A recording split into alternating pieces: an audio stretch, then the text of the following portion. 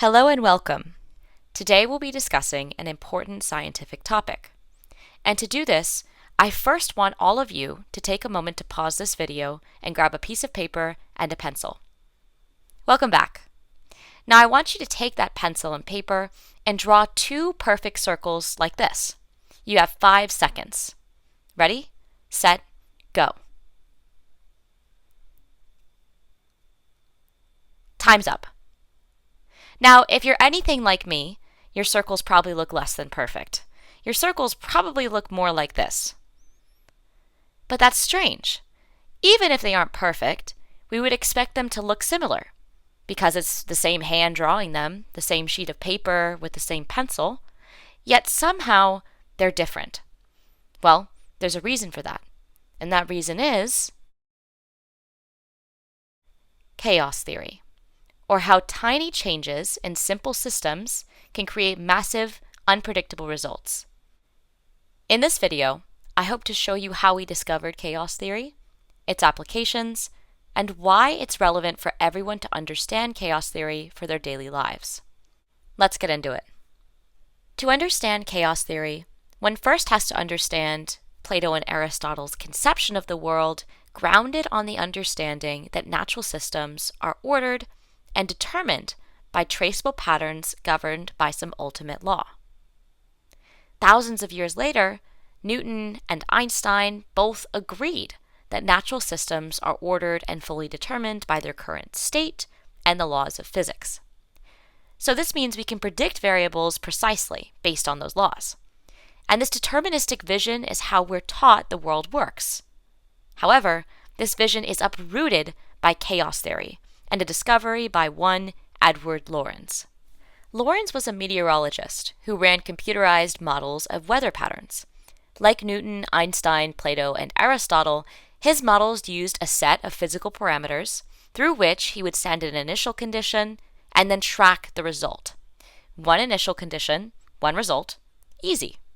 Well, not so easy, it turns out.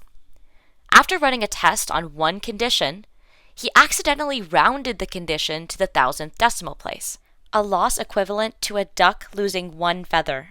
He let the model run, stood up to get a coffee, but when he came back, he found this: 2 distinctly separate tracks from the same initial condition.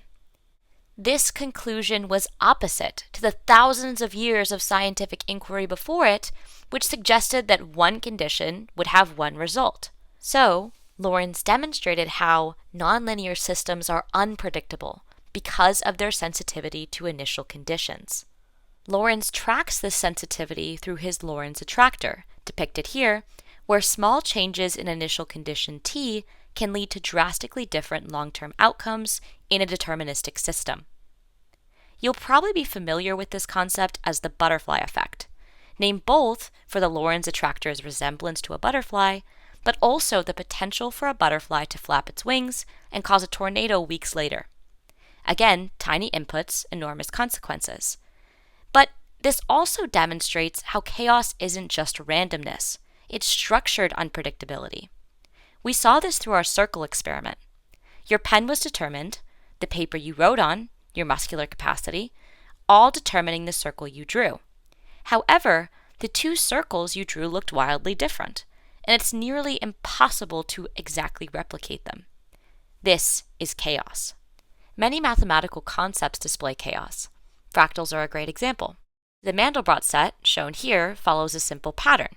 Take a number, square it, add a constant, and repeat.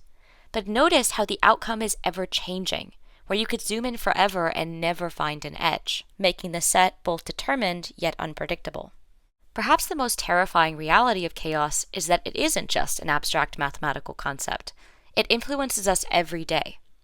As Lorenz already demonstrated, chaos influences our atmosphere, and is why weather forecasts can only predict so far into the future. Chaos is also evident in our coastlines, where, just like the Mandelbrot set, you could zoom in forever and find no true edge. That uncertainty doesn't just confuse maps, it destroys predictability.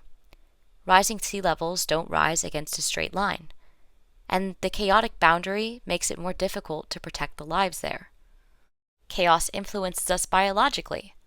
According to Oxford biomedical researchers Dr. Wagner and Persson, variations in heart rates are examples of chaos.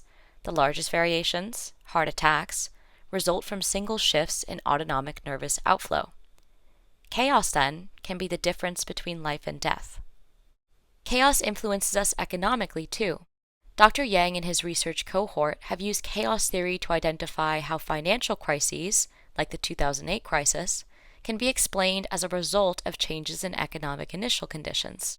Chaos, then, can be the difference between economic stability and collapse. You might be wondering if chaos is bad. Well, we're certainly taught that way. We like neat labels and clean schedules, and chaos reminds us that we're never fully in control, and can't be, so we're taught to fear it. But I challenge you that chaos isn't the enemy. Chaos is the source of everything beautiful, alive, and free. We're all chaos, and we make chaos through our actions.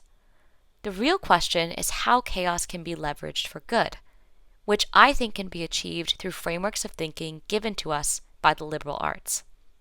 Therein, chaos becomes an opportunity. In other words, you get to make your own circle.